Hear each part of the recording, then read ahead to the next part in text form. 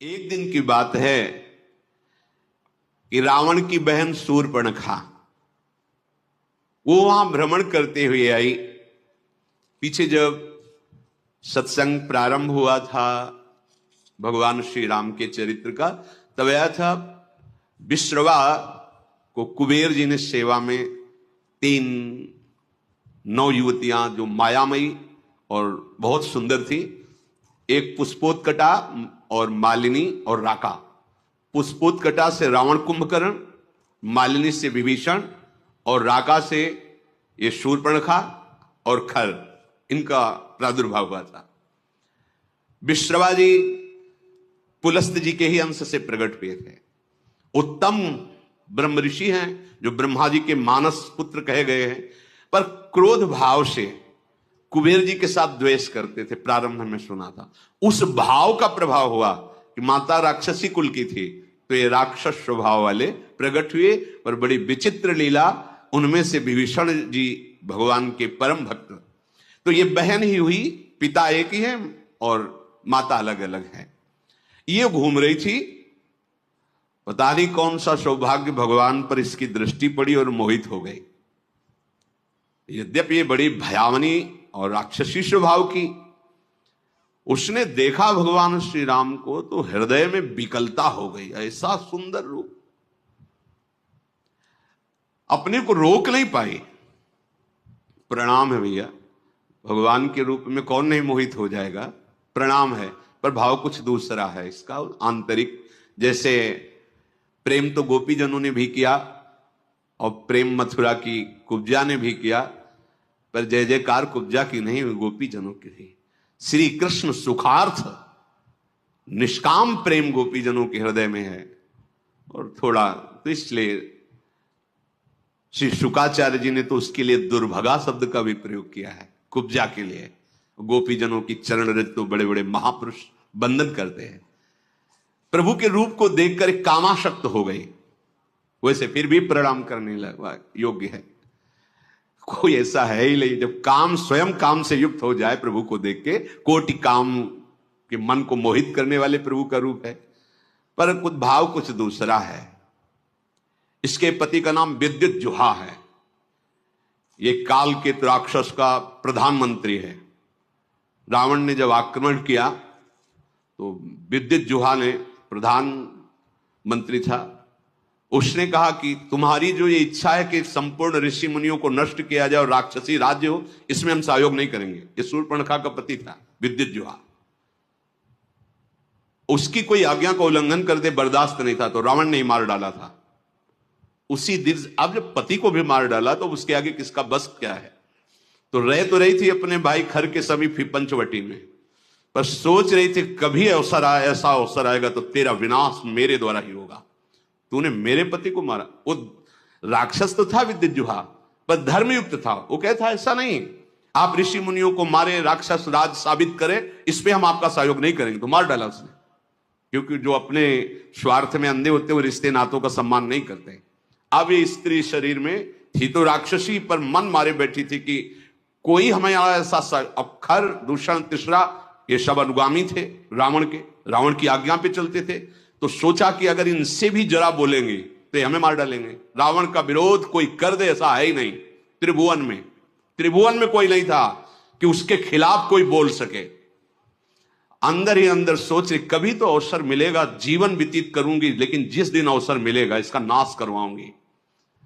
आज अजान बाहु भगवान को देखकर उसको और सुना था कि इन्होंने ही सुबह हो आदि काम, मारीच को एक बाण मारा था तो बिना फण का 400 कोस दूर गिरा था, 100 योजन दूर गिरा था। ताड़का का वध किया, विराध का वध किया। उसको पता था, समझ गई कि कोई साधारण बलि ताड़का को नहीं मार सकता था, सुबाहु को नहीं मार सकता था, विराध को नहीं मार सकता था। इसका मतलब है महाबली हैं। एक बार इनसे मिलके देखती है।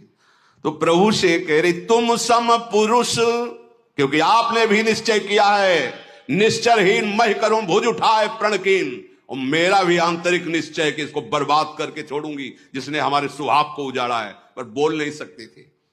सुंदर रूप धारण किया और भगवान के सामने गई और मुस्कुरा कर बोली, तुम सम पुरुष नमो सम नारी, यह संजोग विधि रचा विचारी। आपके जैसा पुरुष नहीं, मेरी जैसी नारी नहीं, बड़ा सुंदर संजोग है, स्वीकार कर लो महाराज। मम अनुरूप पुरुष जग माही, देखूं खोजी लोक तिहु नाही। ताते अब लगी रहूं कुमारी, मनुमाना कछु तुम ही निहारी। मेरे लायक तो आप ही हो, तीनों लोक में कोई नहीं है मेरी जोड़ का, ये रावण का विनाश का संकल्प कर सके। आपने भी किया है और मैंने भी किया है, बड़ी गूढ़ भाषा है। वैसे अब तक मैं कुमारी हूं, किसी का वरण नहीं किया, आप हमें स्वीकार कर लीजिए। तुमको देखकर मन मान गया है। भगवान सीता जी की तरफ देखे मुस्कुरा दिए। सीत ही चित ही कही प्रभु बाता, जैसे तुम कुमारी हो ना, आहै कुमार मोर लघु भ्राता। हमारे पास तो सीता जी है, ये कुमार हमारे लघु भ्राता लखनलाल, इनके पास जाओ, इनसे बात करो। ओ गई लक्ष्मण रिपु भगनी जानी, प्रभु बिलो की बोले मृदुबानी। सुंदरी सुन मैं इनकर दासा, पराधीन नहीं तोर सुपासा। प्रभु समर्थ कौशलपुर राजा, जो कछु करही इन्हीं सब छाजा। सुंदरी, मैं तो प्रभु का दास हूं, पराधीन हूं, मेरे द्वारा तुम्हें कभी सुख नहीं मिल सकता। एक कौशल नरेश भगवान श्री राम हैं, इनको सब कुछ फबता है, आप इन्हीं की चरण शरण में जाएं, क्योंकि सिद्धांत है सेवक सुख चाह मान भिखारी। व्यसनी धन शुभ गति व्यभिचारी, लोभी जसु चाह चार गुमानी। नभ दुहि दूध चहत ये प्राणी। सेवक होकर के अपने सुख की चाह करे, भिक्षुक धर्म स्वीकार करके सम्मान की चाह करे, जुआ शराब व्यभिचार करने वाला धन और शुभ गति चाहे, कभी नहीं प्राप्त हो सकता। लोभी पुरुष अपना यश चाहे, अभिमानी पुरुष अर्थ धर्म काम मोक्ष चाहे, ये सब प्राणी आकाश को दूह कर दूध लेना चाहते हैं, अर्थात असंभव को संभव करना चाहते हैं।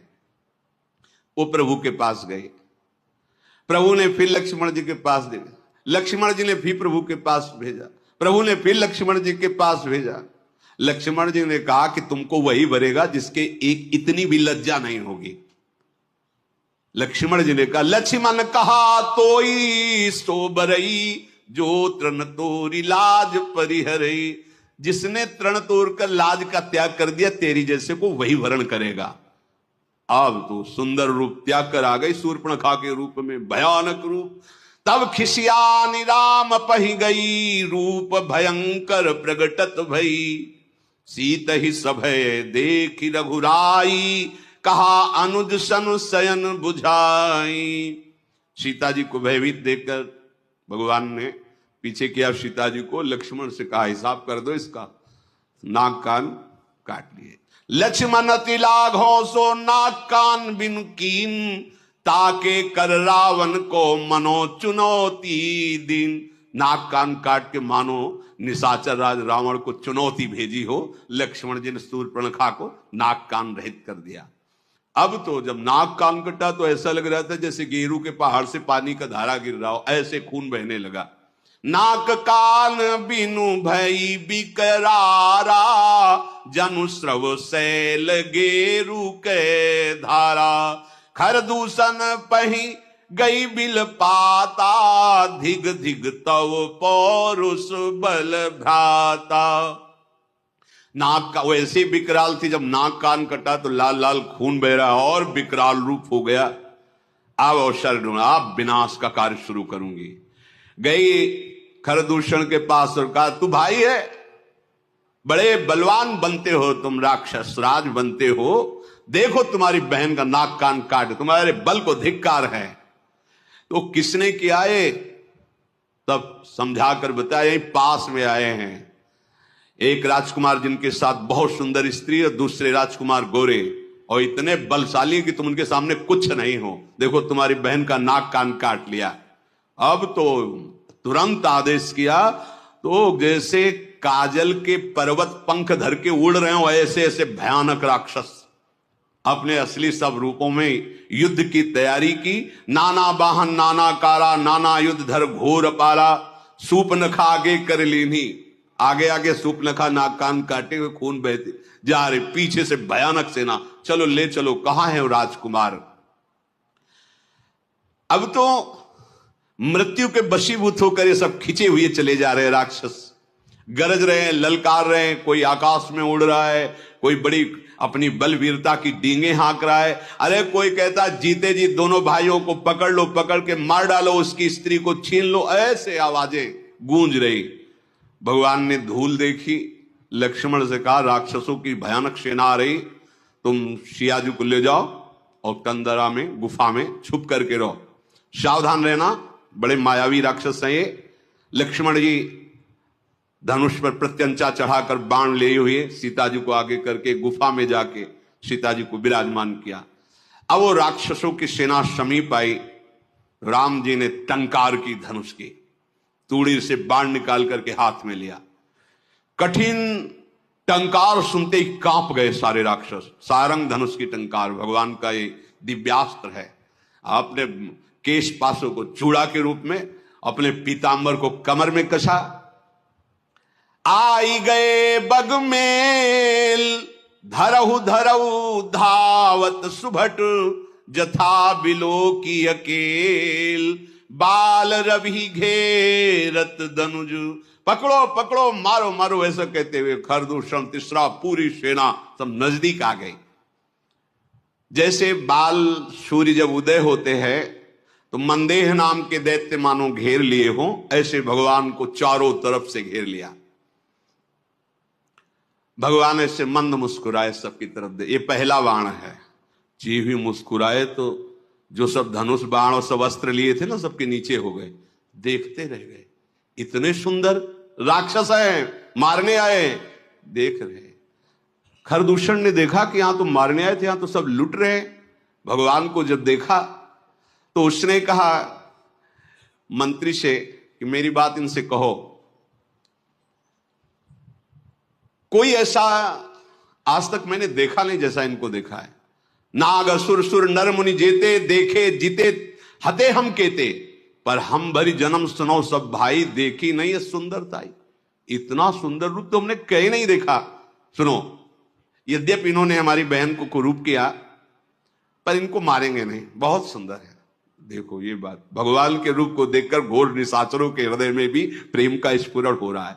यद्यपि भगिनी कीन कुरूपा, बदलायक नहीं पुरुष अनुपा। जाओ अच्छा इनसे कह दो अपनी पत्नी को जो छुपा के रखा है हमें दे दो, हमारा बदला हो जाएगा। तुमने हमारी बहन के नाक कान काटे, तुम अपनी पत्नी, और जाओ आराम से, निर्भय हो जाओ, तुम्हें कोई नहीं मारेगा, तुम बहुत सुंदर हो। मंत्री से कहा जाके कह दो, मेरा कथन जाके उनको सुनाओ। दूत ने जाके भगवान श्री राम जी से कहा तो भगवान मुस्कुरा करके बोले, देखो तुम जानते नहीं हो हम क्षत्रिय राजकुमार हैं, तुम्हारे जैसे पशुओं का वध करना हमारा शिकार खेलना होता है। हम क्षत्रिय मृगया बन करही, तुमसे खल मृग खोजत फिरही। तुम्हारे जैसे राक्षसों का वध करना हमारा स्वभाव है, और तुम जहां लड़ना चाहिए वहां हमें सलाह देने आए हो। अरे तुम जानते नहीं, तुम हमें बालक मत समझो, काल भी हमारे सामने खड़ा हो जाए तो हम उससे पराजित होने वाले नहीं हैं।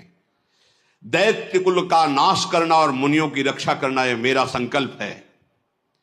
तुम्हें हम बालक दिखाई दे रहे हैं, लेकिन दुष्टों को दंड देने के लिए संग्राम में आज तक कभी पीठ दिखाया हो रघुवंशियों ने, ऐसा प्रमाण नहीं मिला, और उसी वंश का मैं हूं।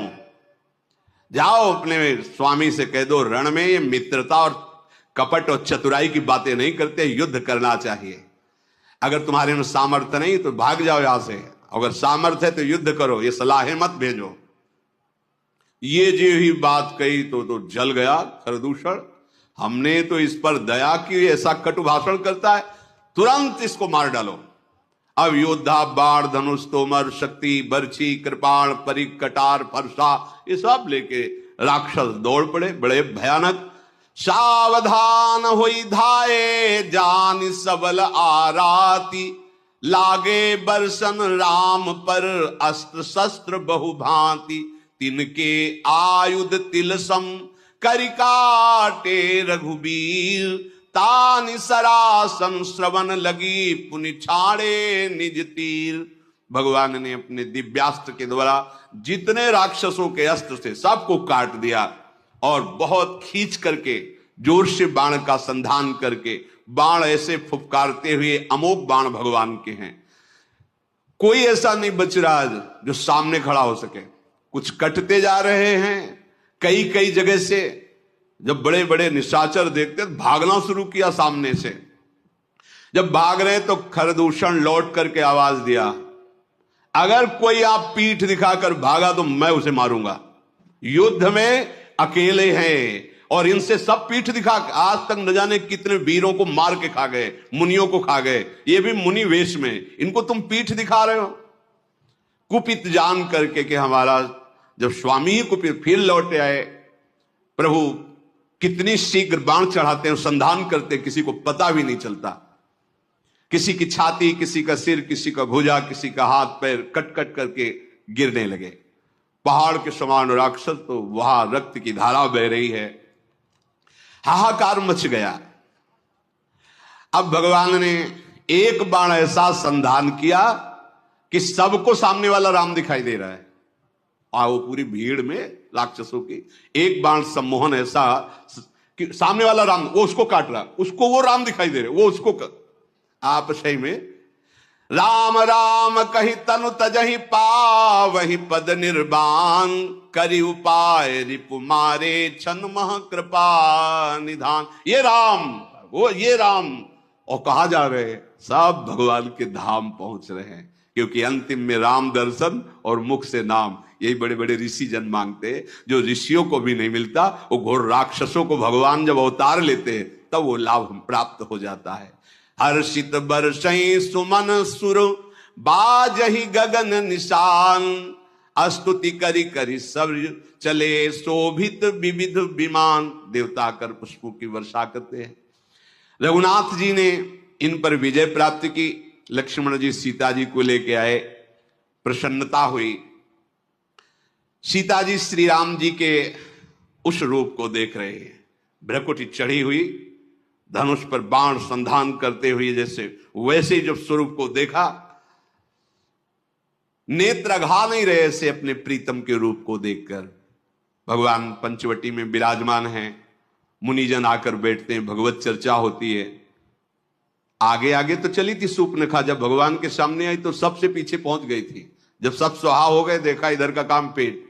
अब वो वहां से गई लंका में और सभा में जाकर के हाथ पटक पटक के जमीन पे, छाती पे, माथे पे रोने लगी।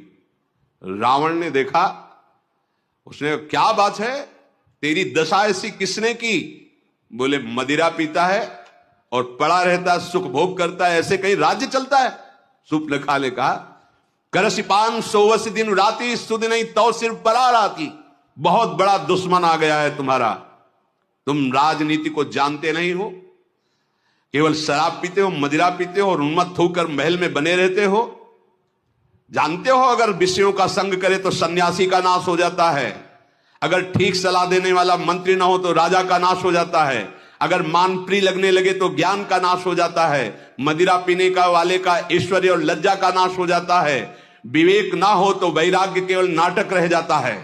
ऐसे ही यदि राजनीति सही ना हो तो राजा का नाश हो जाता है। मैं सही कहती हूं कि अब तुम्हारे नाश का अवसर आ गया है, बहुत बड़ा दुश्मन तुम्हारे समीप आ चुका है।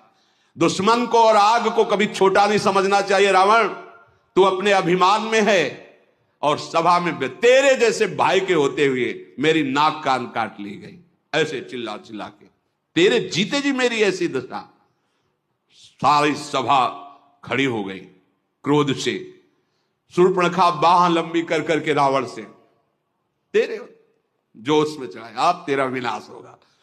क्योंकि ये बात तब नहीं कहती जब सुहाग उजाड़ दिया था कि तेरे होते हुए तेरे हाथों से सुहाग नहीं। अब आज अपनी बात बता करके वो रोने लगी। तू ये तो बता कौन शत्रु है त्रिभुवन में, कौन ऐसा जो रावण से भयभीत ना होता हो। कहा है अयोध्यापति महाराज दशरथ के लाडले कुमार श्री राम, लक्ष्मण और बहुत सुंदर उनके साथ स्त्री है, वो आए हुए हैं, जिनकी भुजाओं का बल पाकर अय दशमुख रावण अब कोई भी मुनि तेरे से भय नहीं खाता। देखने में बालक है पर काल के भी वो महाकाल हैं, परम धीर श्रेष्ठ धनुर्धर, महान गुणों से युक्त, महान बल, अतुलित बल प्रताप, द्रोह भ्राता, खल बदरत सुर मुनि सुख दाता, शोभा धाम राम अस नामा, तिनके संग नारी एक श्यामा। दोनों भाई महान बलशाली, परम सुंदर, शोभा के धाम, नाकान कटे फिर भी कह रही परम सुंदर है वो, दुष्टों का वध करने में समर्थ है, शांत भक्त, देवता मुनि इनको सुख देने वाले हैं, उनका नाम है राम। उनके साथ बहुत सुंदर नवयुवती है। विधाता ने ऐसी स्त्री तो त्रिभुवन में बनाई ही नहीं है जैसी स्त्री है। 100 करोड़ कामदेव भी न्यौछावर हैं, ऐसा सुंदर स्वरूप राम जी का, तो 100 करोड़ रति भी न्यौछावर हैं, ऐसा सुंदर स्वरूप उस युवती का। उन्हीं के छोटे भाई गोरे भाई लखन जी ने मेरी ये दुर्दशा की है। और जब मैं ये बात खरदूषण से कही तो पूरी सेना सहित वहां गए, खरदूषण, तिसरा, इन सब को काट के फेंक दिया, कोई नहीं बचा। शूर्पणखा की बात सुनकर रावण के माथे पे पसीना आ गया।